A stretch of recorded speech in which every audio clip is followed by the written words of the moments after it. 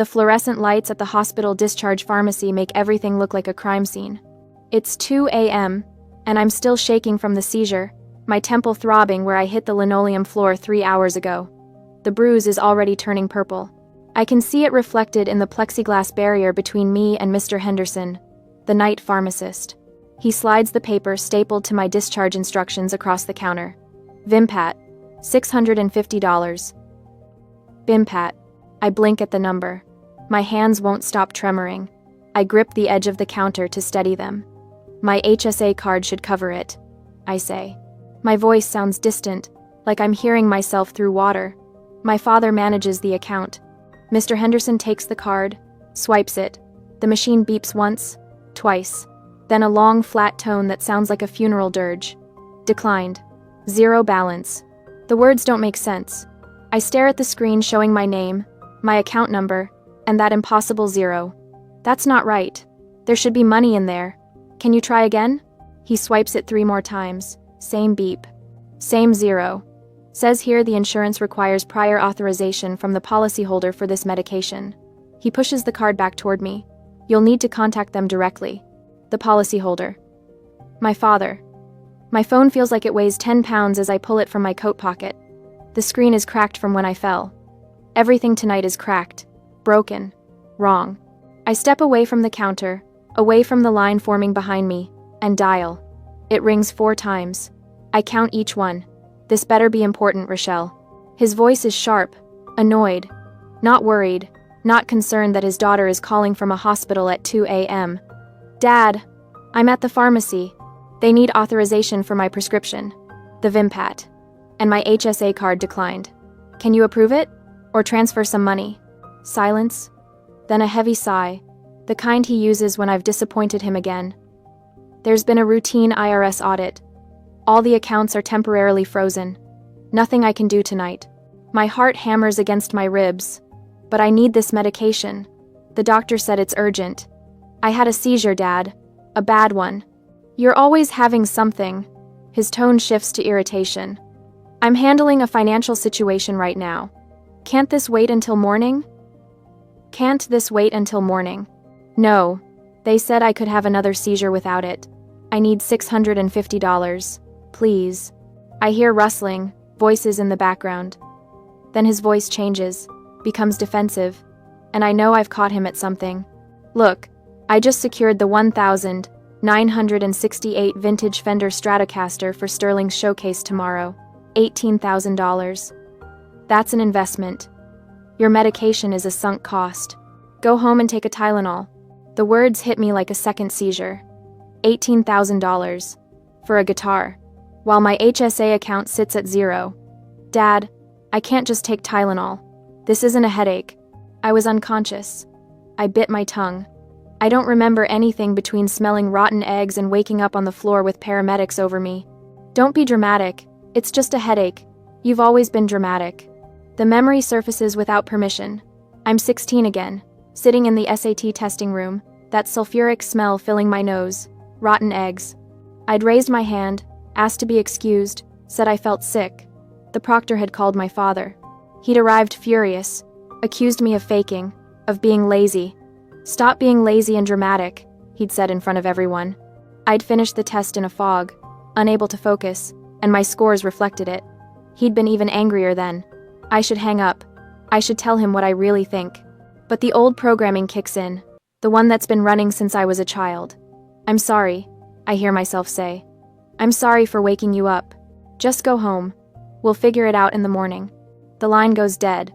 I stand there holding my phone, staring at Mr. Henderson through the plexiglass. He's watching me with something that might be pity.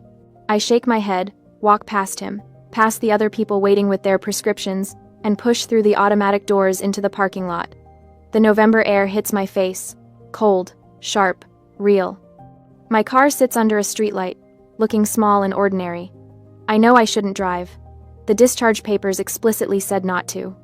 But an ambulance bill would finish destroying me financially. I climb in, grip the steering wheel with both hands to stop the shaking. That's when it hits me. Not another seizure. Something worse. A realization. If I had died on that linoleum floor tonight, he would have worried about the funeral costs. Not my life. Not me. The expense of disposing of his liability, daughter. I start the engine. I'm not dying tonight. Not for him. Not because he decided a guitar was worth more than my brain. I pull out of the parking lot, driving slowly, carefully, into the dark Denver streets. My hands still shake on the wheel, but it's different now. Not fear. Rage. 3 days. That's how long I've been rationing the pills my roommate's emergency loan bought me. 3 days of splitting tablets, of calculating hours between doses, of waking up at 4 a.m. to make sure the levels in my blood don't drop too low. I sit in Dr. Elias Thorne's waiting room, staring at the intake form on my lap. Previous neurologist visits. I leave it blank. I don't know the answer. Rochelle Thompson? Dr. Thorne doesn't look like the other neurologists I've seen. No fake smile, no clipboard held like a shield. He's maybe 60, with steel gray hair, and the kind of face that's seen too many liars to tolerate another one. You were non-compliant with your previous treatment plan, he says, pulling up something on his computer. Not a question, an accusation. I didn't know I had a treatment plan. He turns the monitor toward me. The federal database fills the screen. My name at the top. Below it, a list that makes my stomach drop. Patient no-show. Dr. Patricia Valdez, Neurology. April 2021. Patient no-show. Dr. Michael Reyes, Neurology. September 2021. Patient no-show. Denver Medical Center, Neurology Clinic. January 2022. 5 appointments over 4 years.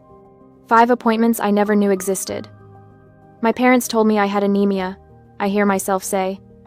When I was 14, they said I just needed iron supplements. Dr. Thorne scrolls up. The diagnosis sits there in black text on white background, dated 10 years ago. Temporal lobe epilepsy. Not anemia, not teenage drama, not laziness, epilepsy. My father knew. For 10 years he knew. I need you to log into your patient portal, Dr. Thorne says. Pull up any records you have from your pediatrician. I try. Username, password.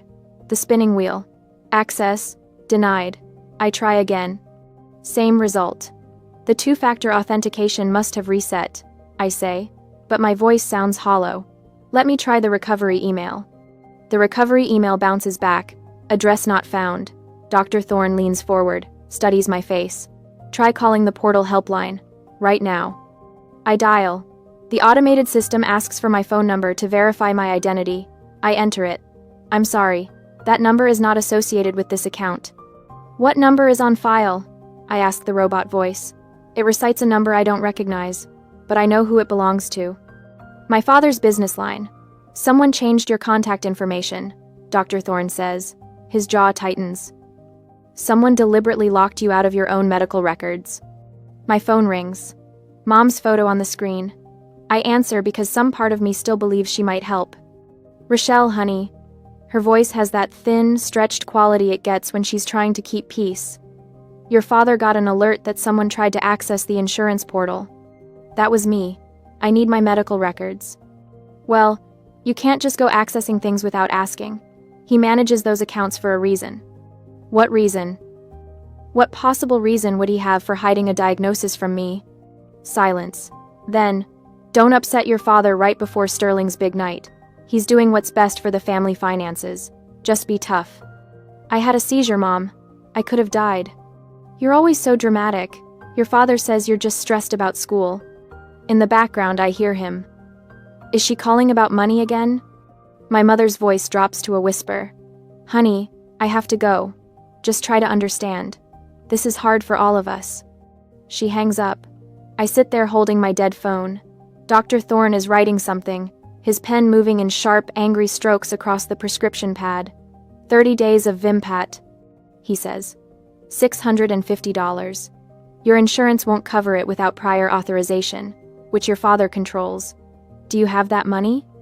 I think of my bank account, the $847 I have left from my teaching assistant stipend. Rent is due in 12 days.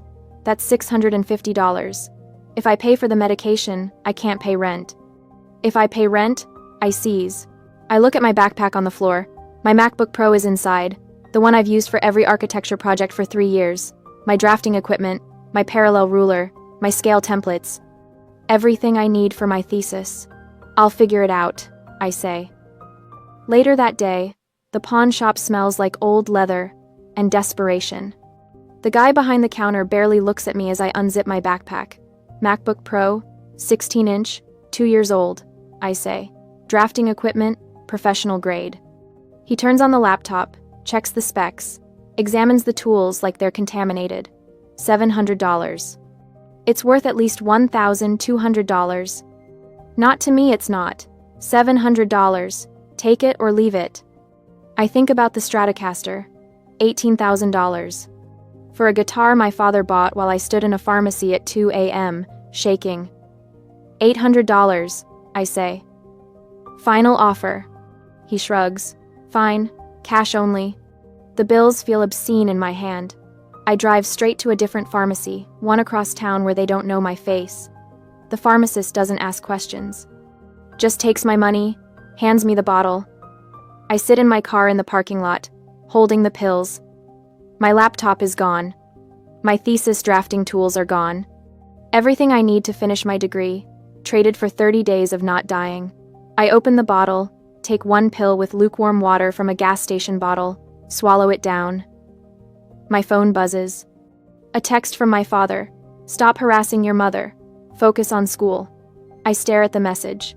Then I put the pill bottle in my glove compartment, lock it, and grip the steering wheel with both hands.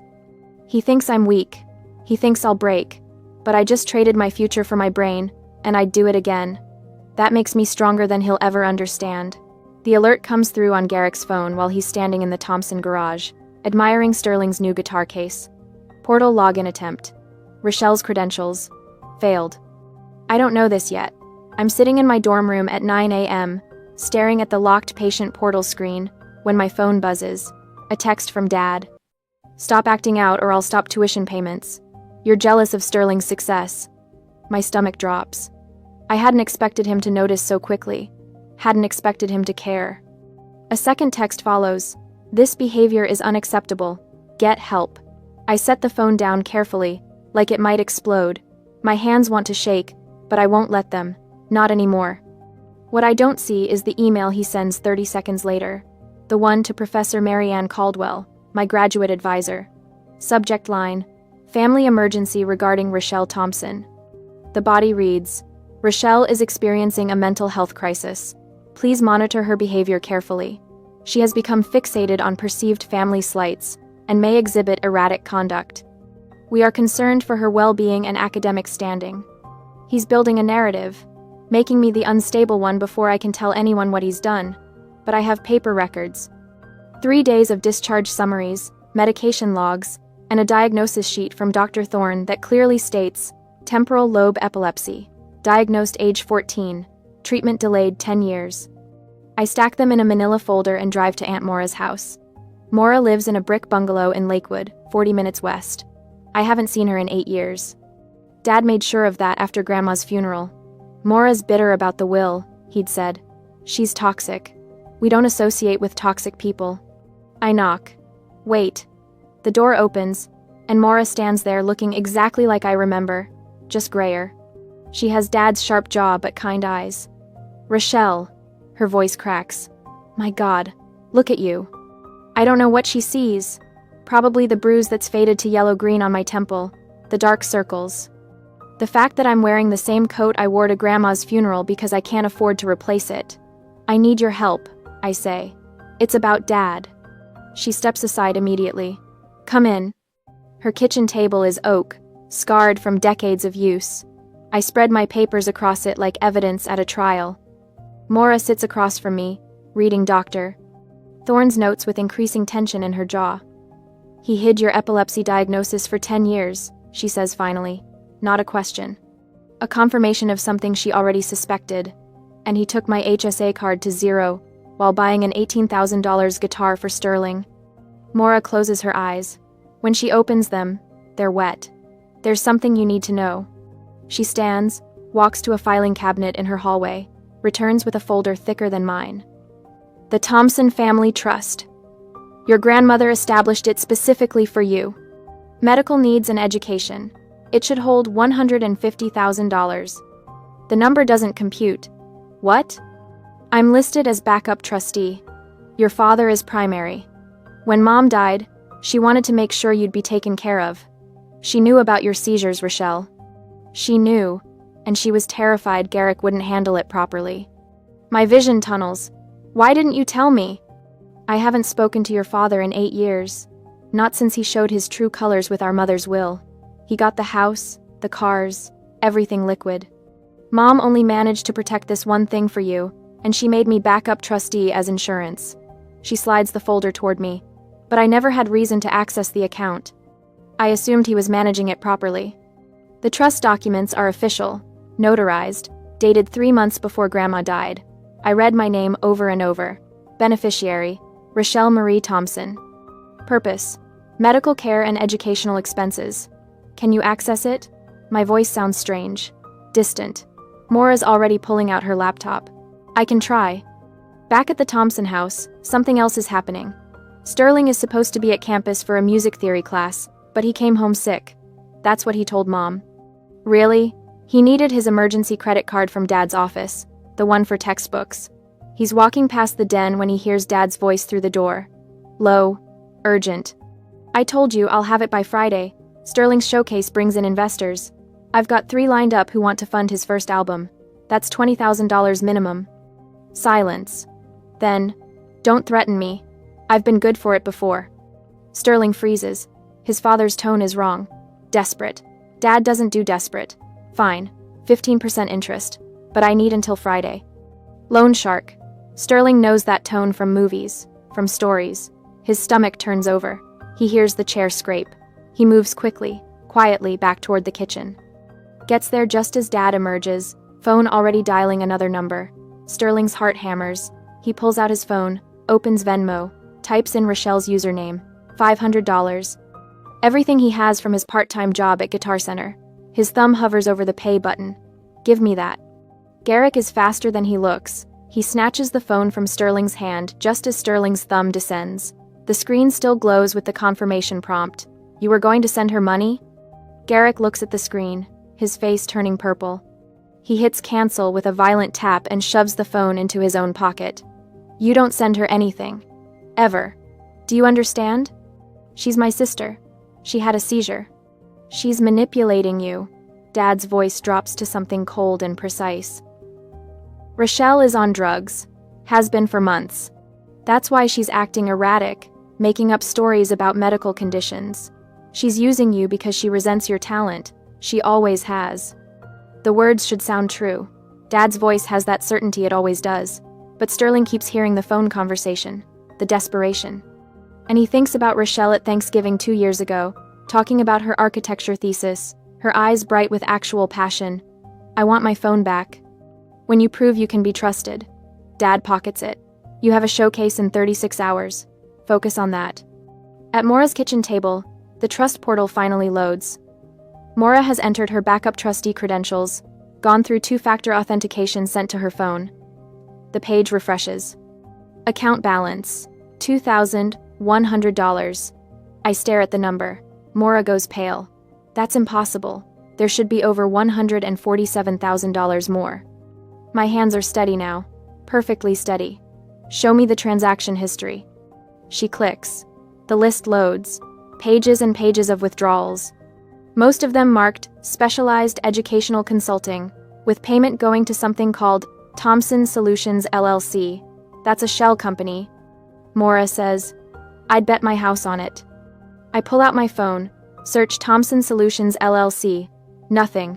No website, no business listing. A ghost company that exists only to drain my medical fund. Look at the dates. I point. Mora leans in. March 2019, $8,000 withdrawal. I Google Garrick Thompson gambling and find a Reddit post from that month about a poker tournament in Boulder. Big losses. October 2020, $12,000 withdrawal. Sterling's first professional guitar, the Martin D28. I remember Dad bragging about it. Last month, $18,000 withdrawal, the Fender Stratocaster, my brain surgery fund. He used my brain surgery fund to cover his gambling debts and buy Sterling's career. He stole from you.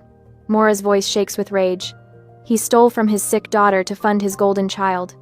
I should feel destroyed, should feel betrayed. Instead, I feel something sharp and clear and cold sliding into place behind my ribs. We can sue, Maura says. We have everything. Bank records, trust documents, medical proof you were denied care. I shake my head slowly.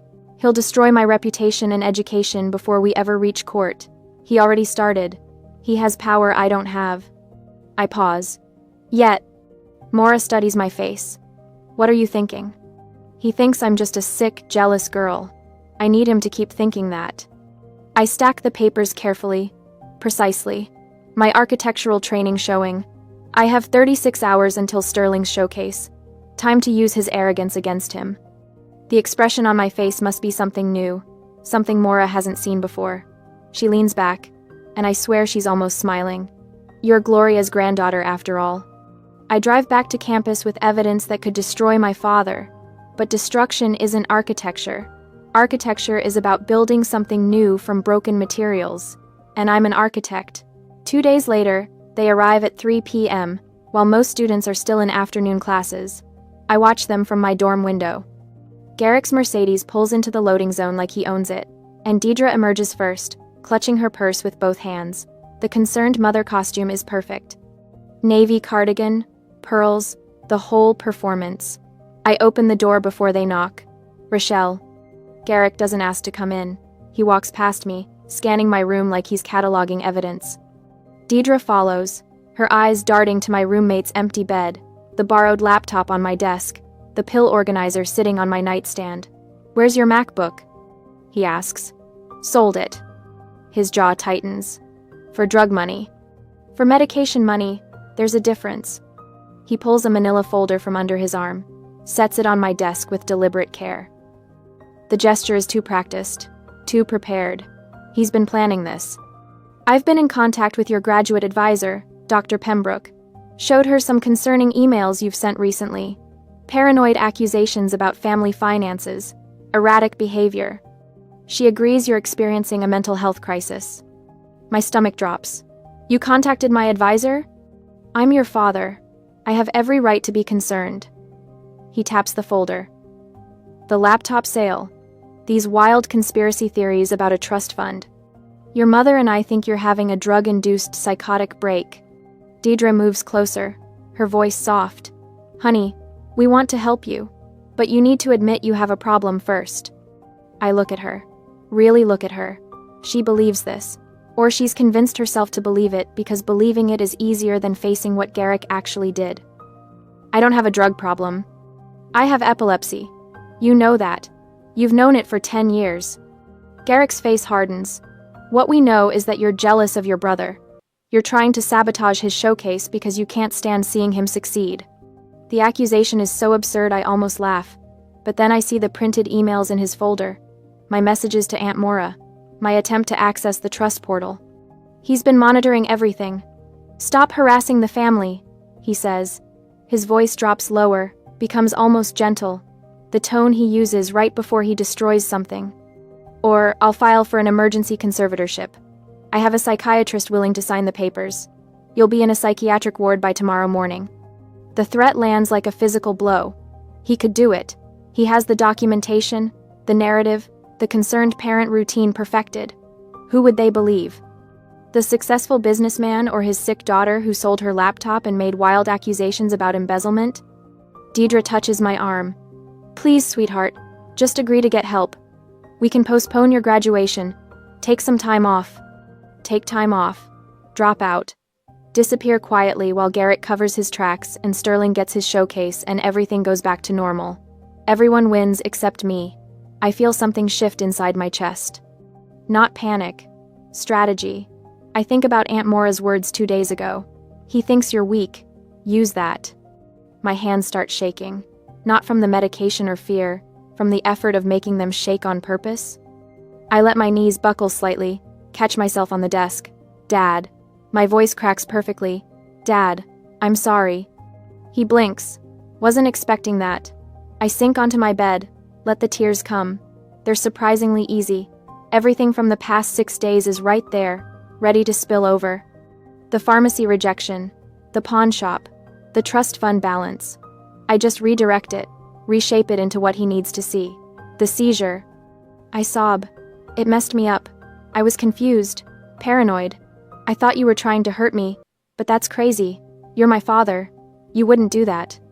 Deidre kneels beside me. Oh, honey. I made everything up in my head.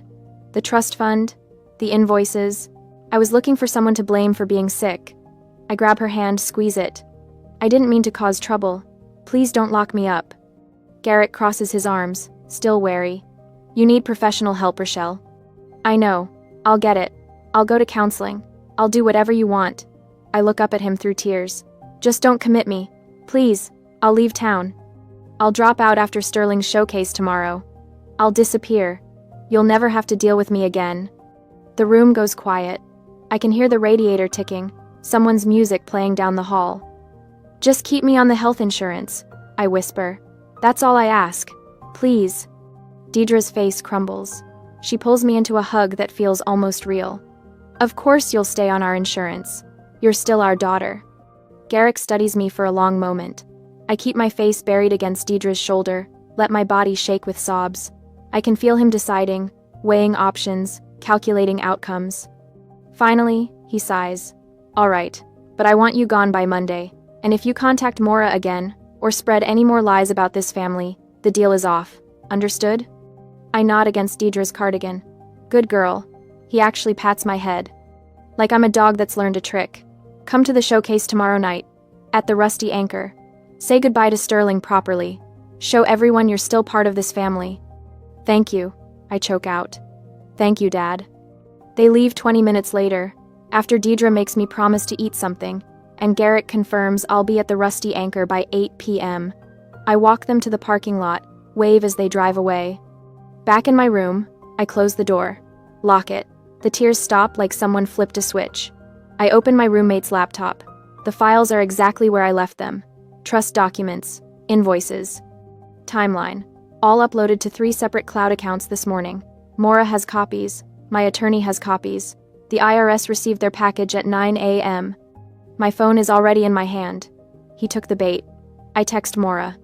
Tomorrow at the Rusty Anchor, 8 p.m. Be ready. She responds immediately. 3 words. I'll be there. I set the phone down, look at my reflection in the dark window. The girl staring back doesn't look broken anymore. She looks sharp, focused, dangerous. He thinks I'm leaving town. Running away like I always do. Apologizing like I always have. He has no idea I'm just getting started. Tomorrow night, in front of his investors and friends and extended family, Garrick Thompson is going to learn what it costs to steal from a sick daughter. He's going to learn that the broken girl he patted on the head today has been building a trap for 6 days, and tomorrow at 8 p.m., that trap is going to snap shut around his throat. I smile at my reflection. It's not a nice smile. That's my good girl, I whisper, mocking his words. Then I open the laptop and start drafting the presentation slides. The next evening, the Rusty Anchor smells like beer and desperation. I arrive at 7:45 p.m., slipping through the back entrance near the loading dock while the front doors are clogged with investors in expensive suits and family friends air-kissing each other. The crowd is larger than I expected. Garrick has outdone himself. Through the backstage curtain gap, I can see him holding court in the VIP section. The 1968 vintage Fender Stratocaster sits on a display stand beside him like a trophy, stage lights catching the sunburst finish. $18,000 of stolen money, polished and gleaming. This guitar represents sacrifice, Garrick announces to the cluster of potential investors around him. His voice carries that practiced humility that makes my stomach turn. A real investment in real talent. Deidre sits beside him in a cream dress, smiling that frozen smile she perfected years ago. The perfect supporting wife. She's laughing at something someone said, touching Garrick's arm, playing her role flawlessly. I check my phone. The files are uploaded to the cloud. Maura confirmed the IRS and probate court received everything this morning at 9. By 3 this afternoon, his accounts were frozen. He doesn't know it yet. Sterling is doing his sound check on stage, running through scales on a borrowed amp. He looks nervous, keeps glancing toward the VIP section for approval. My chest tightens watching him. He has no idea what's coming. The stage tech is adjusting the projector aimed at the massive screen behind the drum kit. Perfect. I move toward him, holding my phone out. Hey, I'm with the family. Mind if I queue up some photos for between sets? Dad wanted a slideshow. He barely looks at me, just waves toward the connection panel. Sure. Input 3. And here. He tosses me a wireless presentation clicker. It's paired to the system. Thanks. My hands are steady as I connect my phone to the console and hide it behind the mixing board. The screen flickers to life, currently displaying the venue's logo. I keep the files minimized, clutching the small black remote in my palm like a weapon. Sterling finishes his warm-up and sets the borrowed guitar down, reaching for the Stratocaster. The weight of it changes his posture. He stands taller, holding it. It's 8 p.m. I walk onto the stage. Sterling sees me, his eyes widening with confusion. I take the microphone from the stand before anyone can stop me. The room doesn't go quiet immediately. Conversations continue. Someone laughs. A glass clinks. Then I click the remote. The screen behind me illuminates with the first image. Thompson Family Trust. Balance, $150,000. Date, January 2015. The conversations start dying. Thompson Family Trust. Balance, $2,100. Date, October 2024. Now I have their attention. You didn't buy that guitar with hard work, Dad. My voice comes out clear, projected. I sound like someone giving an architectural presentation, calm and factual. You bought it with my brain surgery fund. Over $147,000 embezzled from Grandma's trust over 10 years. Click. The screen cycles to the next image. Invoice after invoice to Garrick's shell company, labeled Specialized Educational Consulting. The dates line up perfectly with his known gambling losses. I'd marked them in red, and $18,000 of that went directly into this guitar. Garrick is already moving. His chair screeches back. His face goes from tan to purple in seconds, veins standing out on his neck. He charges the stage like I knew he would. Like I needed him to. You have no right, he screams. I am the trustee. I decide where the money goes. Perfect. Keep going. I invested in the asset.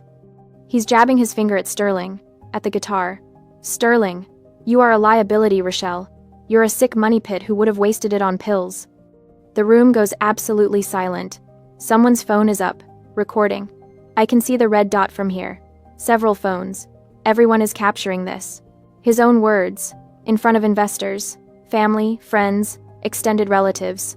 He's destroyed himself. Sterling stands frozen, holding the $18,000 guitar. His face has gone white. He's staring at Garrick like he's seeing him for the first time. Dad.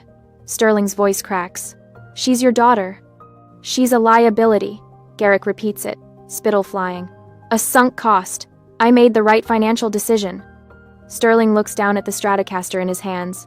The stage lights catch the finish, that perfect vintage sunburst. He runs his thumb over the strings once. Then he grips it by the neck. If this is an investment, Sterling says quietly, I'm liquidating it. He lifts the guitar high over his head. For a moment, everyone thinks he's just posturing.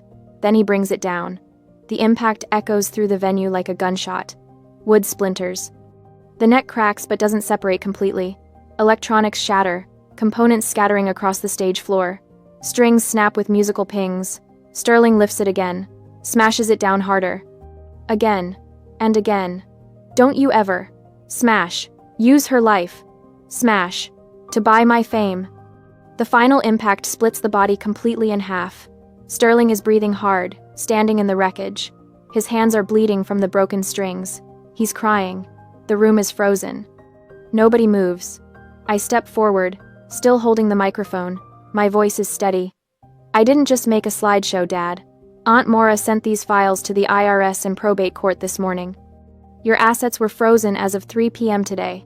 The audit you lied about? Now it's real. Deidre's face changes. That frozen smile finally cracks. What? Her voice is small. Try your credit card, I tell her. Try any account. They're all frozen, pending investigation. She fumbles for her phone. I watch her try to log into their bank app. Watch her face drain of color as the holds appear. Garrick? Her voice rises to a panicked pitch. Garrick, what did you do? But Garrick isn't looking at her. He's staring at the shattered guitar, at the investors already backing toward the exit. at his son, standing in the debris of his investment. Someone in the crowd speaks up. I want my name removed from any association with this venture. Another voice. My attorney will be contacting you. They're leaving, one by one, then in clusters. The VIP section empties. Family friends suddenly remember other obligations. Extended relatives develop urgent reasons to depart. Within 5 minutes, the venue is half empty. Garrick stands alone in the space that was packed with admirers. His investment, his Golden Boy showcase, his perfectly crafted narrative, all destroyed. The shattered guitar pieces scattered at his feet like evidence. Sterling sets down the broken neck carefully, almost reverently. He walks past Garrick without looking at him, climbs down from the stage, and comes to stand beside me. I'm sorry, he whispers. I didn't know. I know. I squeeze his shoulder. You do now. Garrick finally speaks. His voice is hoarse. You've destroyed this family. No, Dad. I meet his eyes. I survived it. The morning light fills my new apartment the way it never did in that dorm room. 6 months since the showcase. 6 months since Sterling destroyed an $18,000 guitar to prove I was worth more than wood and strings. Unit 4B isn't much. Second-hand furniture from Craigslist. Plants on the windowsill that I've somehow kept alive, but it's mine. 8 o'clock. I stand at the kitchen counter with my pill organizer. I pop Tuesday open and shake the Vimpat into my palm. 1 pill. I swallow it with coffee. No shaking hands, no panic, just routine. 6 months, seizure-free. I open my mail, and there it is. The envelope with the state seal, driver's license. Reinstated. The photo is terrible, but I'm smiling. I run my thumb over the laminated surface, and something cracks open in my chest that isn't pain. My phone buzzes. Mom's name appears. I watch it ring. It goes to voicemail. Rochelle, please. Her voice is thin, desperate. The bank is foreclosing. Your father's accounts are still frozen. We'll be homeless. You have to help us. Family helps family. The old Rochelle would already be opening her banking app. Would be driving across town to save people who let her brain starve. I open my texts instead. You sold me out to keep that house 10 years ago. You had the medicine in your hand and threw it away. I'm not saving you this time. Send. I block the number before she can respond. No hesitation. No guilt. Just a clean boundary. Held. The trust fund came through probate 2 months ago. The forensic accountants found Garrick had stashed assets in a separate holdings account. The court liquidated his Mercedes and the studio equipment, and since the trust was a preferred creditor, I got paid before the banks took the house. $89,000 after legal fees. Maura helped me set it up the way Grandma intended. Tuition paid in full, medical expenses covered. A new MacBook Pro for my thesis work. Dr. Thorne's last appointment, he'd studied me. You're managing this beautifully. Not surviving. Managing. I see Maura every Sunday for brunch now. Therapy every Wednesday at 4. Processing what it means when your parents choose a house over your life. Someone knocks. 3 quick raps. Sterling stands there, acoustic guitar case in one hand, backpack over his shoulder. 20 now. Working 2 part-time jobs and taking classes at community college. Brought lunch. He holds up a sandwich bag. And this. He pulls out a folded $50 bill. Sterling. No. It's my monthly payment. For the pawn shop debt. I told you that's settled. And I told you I'm paying you back anyway. He pushes past me. Sets the 50 on the counter. You sold your laptop so you could live. We eat at my coffee table, and he tells me about his music theory professor. About the open mic night he played last Thursday. His voice is lighter now. Not carrying the weight of being the golden child anymore. After lunch, he pulls out the acoustic guitar, plays something simple and sweet. I return to my drafting table by the window, sketching elevations for my thesis. The afternoon light stretches across the floor between us. 2 siblings in a modest apartment, both free. When he leaves at 5, I watch him walk to the bus stop, guitar case bouncing against his back. Then I see my driver's license on the fridge, held by a magnet shaped like a tiny house. I pull out my journal and write. I used to think love meant sacrifice. Dad taught me love is a transaction. Assets and liabilities. But Sterling showed me love is smashing a guitar when your sister's life is worth more than wood and strings. I didn't just survive. I won. I close the journal and look around Unit 4B. The plants, the furniture, the MacBook Pro, the pill organizer on the counter, Tuesday's compartment empty. Mine. All of it. Mine.